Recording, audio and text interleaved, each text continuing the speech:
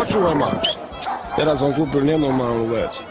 Digitálny zameriavač na Vysoké Tatry. Keď chcem urobiť, že jaký je stav na snehu, to len tak dám, že... A vidím, koľko snehu je, 10 metrov, 15 metrov. Minulé šát hovorí, pišťuš, takto nám kradne sneh z Tatry. Hovorím, tam musíme zrobiť políciu. Hovorím, tá čo je, veď tu, nebudú kradnúť sneh nám do Polska. Šáci, z Polska behajú vieš.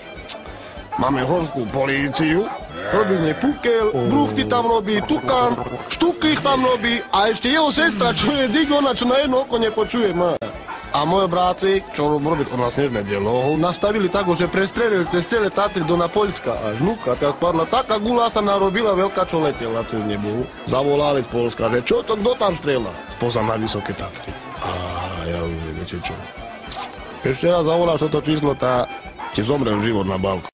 Nebudem rozprávať veľa, lebo mafia vie, kde bývam a nemôžem veľmi rozprávať o internej záležitosti.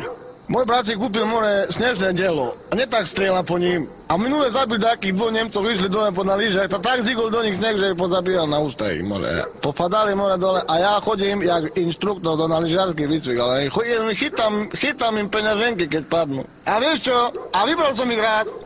A ma brali do basy moje na 3 roky. A čo robíš? Tam moje peniaze sú. A ja ti poviem ešte na záver toľko. Bol som v Tatrách a iba tam je sneh. Nikde není sneh inde na svete. Lebo bol som aj inde, do Rakúsko, Švajčiarsko, Francúzsku, aj v Turecku som bol. A nikde nebol sneh tam, taký, jak u nás do Tatrov. Rozumieš ma? Pochopil si tomu, brat?